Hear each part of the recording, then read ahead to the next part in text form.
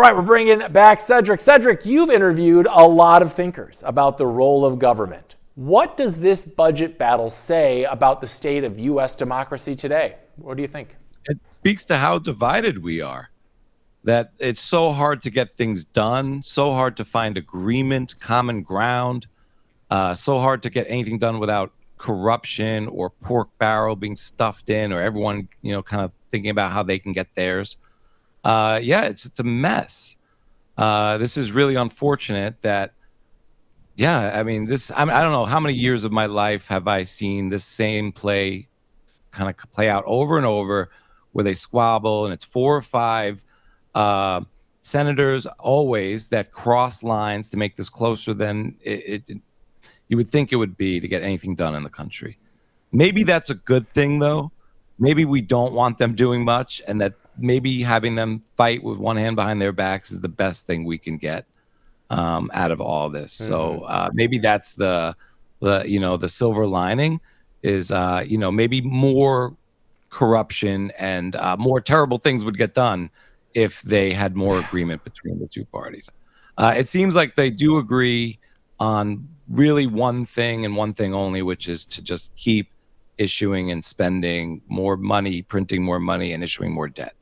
So they do seem to agree on that each and every time, even if it's at the last minute. So make of that what you will, So yeah, spending money seems to be the last vestige of any kind of bipartisanship that we really see in Congress these days.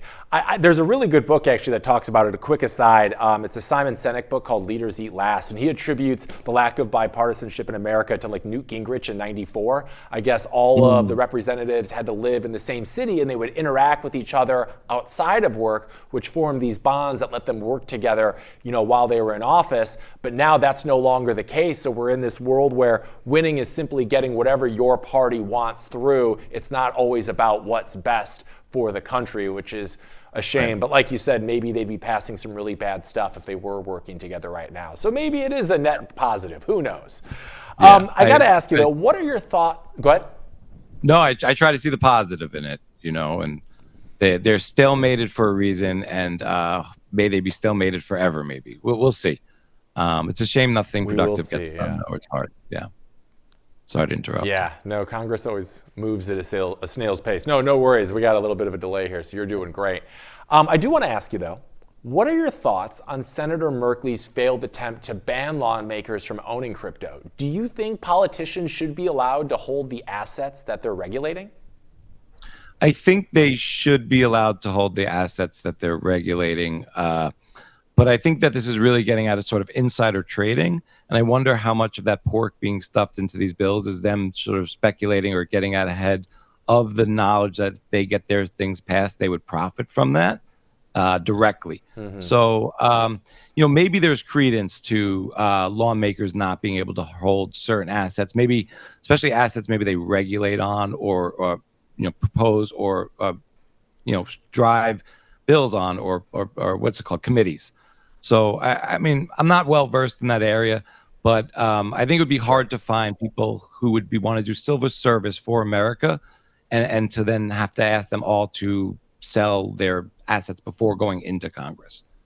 And I do think that, I want politicians to hold things like Bitcoin so that they're aligned with sort of, Bitcoin ideals and, sort of issues. So, my first instinct is I'd want to see as many people hold Bitcoin as possible.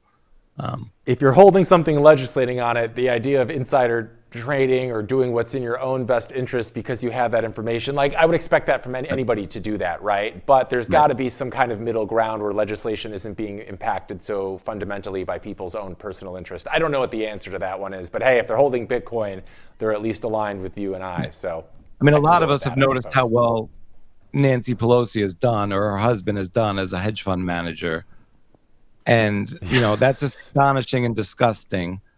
So I understand people who are trying to fight that sort of corruption or insider trading. I'd have to think a little bit more thoroughly about how all of that works and what sort of system we should be on for our civil servants. I'd have to think a lot more deeper on that, but you do want to eliminate sort of corruption, conflicts of interest and insider trading. Yeah, totally. And I think that'll probably come as we get some of these guardrails in place. But as we spoke about in the story, we have things like the Genius Act and other crypto bills that are kind of stalling in Congress right now.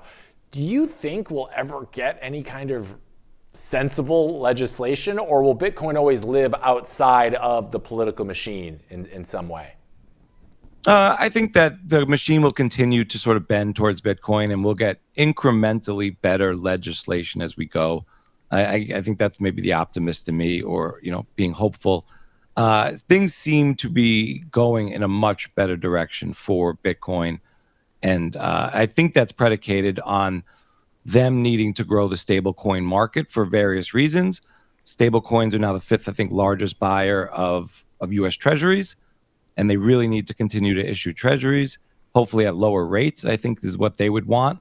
So they need a buyer. And I think stablecoins are a great heat sink for all the treasuries that they would love to issue, and even reissue or re-up so I think trillions are coming due in July here that need to be refinanced in U.S. debt. So I think that stablecoins will push and be the spearhead for all of that. And then I think stablecoins help extend dollar supremacy around the world. They're able to enter markets that the dollar is not allowed to be legally used in. Stablecoins have better reach. So it'll help perpetuate sort of dollar dominance and dollars as a reserve currency for, I think, decades to come. No, I was going to say, and that seemingly is something that I think the United States wants, right? I mean, I think they want to keep the dollar as it's kind of an interesting thing, right? Like, we want to keep it as the international reserve currency, but we do have Bitcoin. We're talking about putting it on the balance sheets of the United States itself. Like, how do they work that balance? Like, yeah, they have to embrace Bitcoin because it's becoming something that you can't ignore, but you also, maybe it is best for the country to keep the dollar strong. Like, what do you think the United States is trying to do? Like, is Trump purposely trying to put off legislation because he's not really sure yet? Or what are your thoughts? Oh, I think they're trying to move as fast as they can to level the field and make it much clearer for banks and other entities to get into the stablecoin market, to issue stablecoins, to avoid paying interest on that issuance, so that they can buy treasuries. I think they're moving as fast as they can. I mean, it's not a very easy apparatus to move legislation through, as we were just talking about.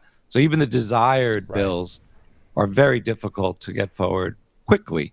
And maybe that's still a good thing, because this is still 16 years into Bitcoin. So if it takes them another 16 years to figure out the next different things, that wouldn't be an eternity in the development of a monetary good. So I do think time is still on our side there. It's very early, but I think that it's important for them to win the global currency war. So I think the most astonishing factoid I've come across recently is that it costs the United States government, I think, 7 cents to produce or issue a $100 bill, whether that's digital or physical. And think about that profit margin. That's the greatest business in the world. So they don't want to lose that business whatsoever. So everything they do is predicated on sort of protecting that monopoly, from defense to banking, all the regulation, politics that we see, and to keep us as frogs boiling in the pot. I mean, they got to keep inflation relatively sane. 10, 15% is manageable. 30, 40% is out of hand, and then the whole thing crumbles for them.